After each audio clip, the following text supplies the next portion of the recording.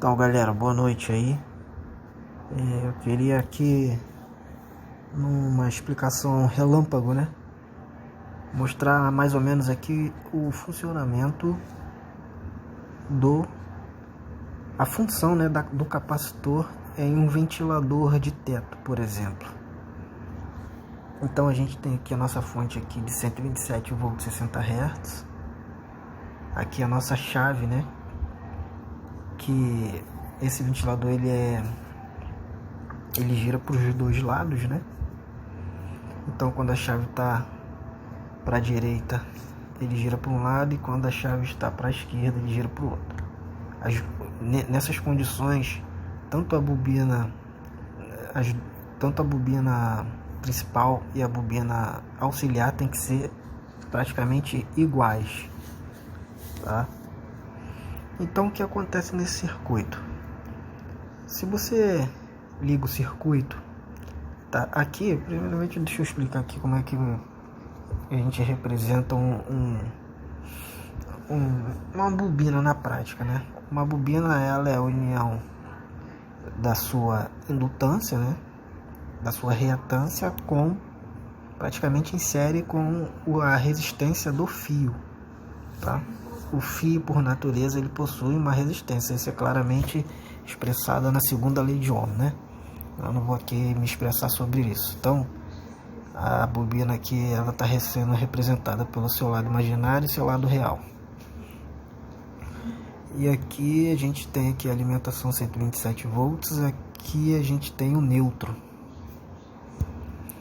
Então, quando a gente alimenta, a gente liga a chave aqui, a tensão 127 volts vai ficar sobre essa bobina, tá? Diretamente. E aí, se eu não tiver o capacitor no circuito e a tensão 127 estiver apenas sobre essa bobina, ela vai induzir uma tensão no rotor, só que não vai ter um campo girante, não vai ter uma defasagem para poder tirar o rotor da inércia, né? Então ele vai aumentar muito a corrente, vai superaquecer o motor a ponto de queimar o enrolamento. Então a gente calcula aqui um capacitor para criar o que muitos eletricistas chamam aí de uma segunda fase nesse lado aqui, tá? Por quê?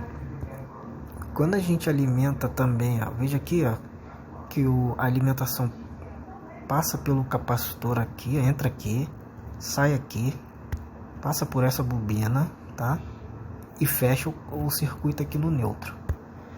Então, aqui a gente vai ter uma tensão 127 volts, tá, gente? Aqui a gente tem uma tensão 127 volts. Pera aí. Aqui a gente vai ter tensão 127 volts, tá? Começando em 0 graus. Esse capacitor aqui, como todos sabem, na corrente alternada, ele atrasa a tensão em relação à corrente.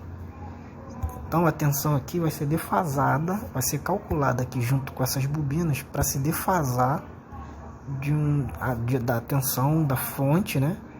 De forma que crie mais ou menos aqui, ó, uma fase praticamente quase perto ou igual dessa fase aqui. Beleza? Tanto que se você botar um voltímetro sobre o capacitor, a tensão vai estar muito acima da fonte de 127 volts, tá? Então aqui a gente tem aqui a tensão 127 volts 0 graus, começando em 0 graus, e aqui a gente vai ter uma tensão praticamente aí de 110, 120 volts, também defasados aí mais ou menos em 150 graus, 160 graus. Com essa defasagem, a tensão aqui chega a mais ou menos 110 volts. Então você tem praticamente no circuito duas fases, duas tensões de fases, né? E sobre o capacitor você vai ter praticamente uma tensão de linha, entendeu? Que é mais ou menos 200 e poucos volts, 200 volts. Isso a partir de uma única fonte 127 volts. Tá? Eu vou mostrar para vocês aqui agora, tá? Aqui, ó. Aqui desse lado a gente tem aqui, ó, 127. Aqui desse outro lado aqui a gente tem 114 volts. 114, não, pera aí. É mais ou menos isso aí mesmo. 112 volts. Tá vendo? A tensão de 112 está bem próxima da tensão de 127. Praticamente uma segunda fase aqui. E se você pegar aqui ó, um voltímetro e medir sobre o capacitor, aqui, olha a tensão que vai ter sobre o capacitor. 200 e poucos volts, tá? 230 volts, 230 e poucos volts. Então, é isso que acontece. E aí você cria um campo girante.